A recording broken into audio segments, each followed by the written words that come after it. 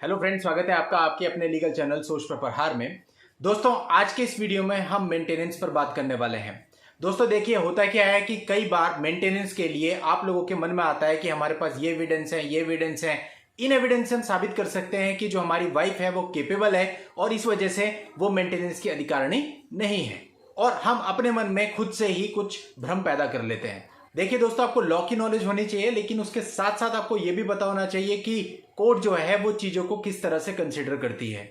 उसके लिए पहले भी मैं आपको बता चुका हूं, सबसे बेहतर है कि जितने ज्यादा केस लॉ आप स्टडी करेंगे, आपको नई नई चीजें पता चलेंगी कि लोअर कोर्ट से लेकर के सुप्रीम कोर्ट तक किस तरह से चीजों को कोर्ट्स एंटरटेन करती है, किस तरह के एविडेंस चलते हैं, किस तरह के एविडेंस नहीं चलते हैं। और दोस्तों, इसी तथ्य पर आज का ये केस लॉ है जिस पर हम बात करने वाले हैं। इसमें एविडेंस भी थे ये साबित करने के लिए कि वाइफ कैपेबल है अर्न करने में, लेकिन कोर्ट ने उसको किस तरह से एंटरटेन किया, किस तरह के एविडेंस थे, कोर्ट ने उसको माना या नहीं माना।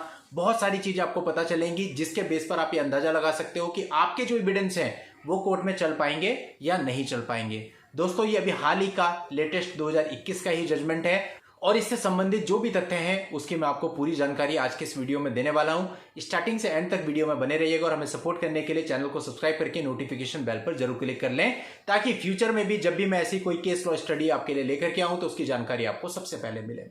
चलिए दोस्तों, स्टार्ट करते हैं, समझते हैं इस पूरे मामले को कि मामला क्या था। दोस्तों, इस मामले में 1985 में दोनों की शादी हुई। इस शादी से दोस्तों 2 लड़के और 1 लड़की हुई।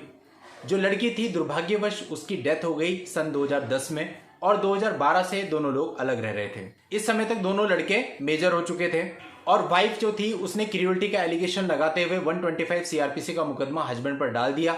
ये कहा कि ये मेरे साथ क्रूर व्यवहार करते हैं और उन्होंने मुझे घर से जबरदस्ती जबरन निकाल दिया है, फोर्सफुली। दोस्तों, जब वाइफ ने ये मुकदमा फाइल किया उस समय जो हस्बैंड था वो हेड कांस्टेबल था और उसने उसकी सैलरी 50,000 रुपए कोर्ट को बताई थी। साथ ही ये बताया था कि इसकी एक एग्रीकल्चरल लैंड भी है, वहां से भी इसको इनकम आती है, और 25,000 रुपए पर मंथ मेंटेनेंस का क्लेम किया था।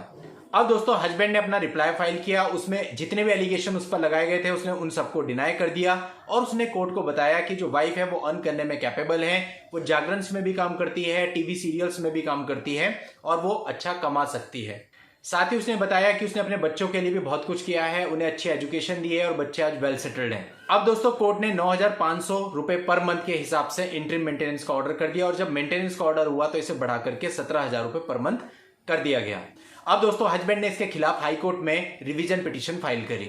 अब दोस्तों, यहां पर जो मुख्य बिंदु था जिसे हस्बैंड के वकील साहब लेकर के आए वो ये था कि वाइफ ने अपनी स्टेटमेंट्स में कहा हुआ था कि वो मॉडलिंग करती है, और इसके साथ साथ एज ए एविडेंस उन्होंने कुछ मैगजीन के कवर्स और प्लस जो न्यूज़पेपर की कटिंग्स थी वो दिखाई, जिसमें उसके फोटो वगैरह उससे संबंधित न्यूज प्रकाशित हुई थी।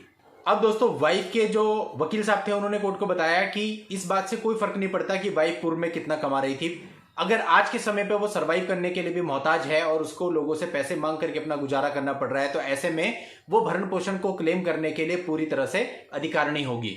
और जो वो मॉडलिंग का काम भी करती थी उससे उसकी इनकम बहुत कम थी, जिसमें वो अपना गुजारा नहीं कर सकती थी।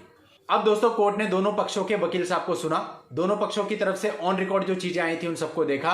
इसके बाद हाई कोर्ट का नजरिया जो था वो मैं आपके सामने रख रहा हूं। हाई कोर्ट ने ये कहा कि जो पति है वो प्रेजेंट टाइम में एएसआई है और उसकी बहुत अच्छी सैलरी है, 2 बच्चे हैं, दोनों वेल सेटल्ड हैं, वेल एजुकेटेड हैं, अपना कमा रहे हैं, यानी कि पति पर कोई डिपेंडेंट भी नहीं है, और वो 17,000 रुपए पर मंथ के हिसाब से वाइफ को बड़ी ही आसानी से दे सकता है। इसके अलावा ये कहा कि जो वाइफ ने स्टेटमेंट दी है उससे भी ये साबित नहीं होता कि वो आज के समय पे अर्निंग करने में कैपेबल है, और साथ ही जो मैगजीन के कवर्स और न्यूज़पेपर की कटिंग्स वगैरह उन्होंने कोर्ट में प्रेजेंट करी थी वो भी सफिशिएंट एविडेंस इस बात के नहीं कहे जा सकते कि वाइफ अर्न करने में कैपेबल है, अपने को मेंटेन करने में कैपेबल है। और ये सारी चीजें मानते हुए हाई कोर्ट ने ये कहा कि जो जजमेंट फैमिली कोर्ट के द्वारा किया गया वो बिल्कुल सही है, यानी कि हस्बैंड को 17,000 रुपए पर मंथ वाइफ को देने का ऑर्डर दिया गया।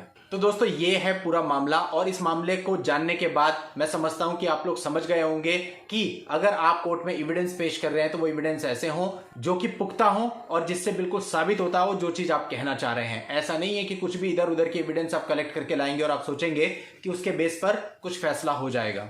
हालांकि ये जो एविडेंस इस मामले में प्रस्तुत किए गए थे ये काफी स्ट्रांग थे, मतलब अगर मैगजीन में फोटो प्रकाशित हो रही है या फिर न्यूज़पेपर में छप रही है और इसके साथ वो खुद भी एडमिट कर रही है कि वो मॉडलिंग करती है, तो मेरे हिसाब से, मेरे पॉइंट ऑफ व्यू से माना जा सकता है कि वाइफ कैपेबल है। लेकिन उसके बावजूद भी कोर्ट ने नहीं माना और अगर कोर्ट ने नहीं माना तो इसके पीछे कोर्ट ने कई सारे केसेस का रेफरेंस लिया होगा, बहुत सारी चीजों को देखा होगा। तो दोस्तों इसलिए आपको भी कंसिडर करना चाहिए कि आपके पास जो एविडेंस है उनको आप कोर्ट के अंदर तभी अपने मामले में लेकर के आए जबकि आपको लगता है कि उस एविडेंस से आपको कोई रिलीफ मिल जाएगा। और दोस्तों इस केस लॉ से आपको यह भी सीखने को मिलता है कि आपके किस प्रकार के एविडेंस कोर्ट में चलेंगे, किस प्रकार के नहीं। और आप लोगों की हेल्प के लिए इस पूरे जजमेंट का लिंक आपको इस वीडियो के नीचे डिस्क्रिप्शन में मिल जाएगा। वहां जाकर के आप इस पूरे जजमेंट को पढ़ सकते हैं, कॉपी कर सकते हैं, डाउनलोड करके अपने पास रख सकते हैं। नेक्स्ट वीडियो में नई लीगल जानकारी के साथ मैं आपसे फिर मिलता हूं। तब तक के लिए good bye and thank you for watching. Take care.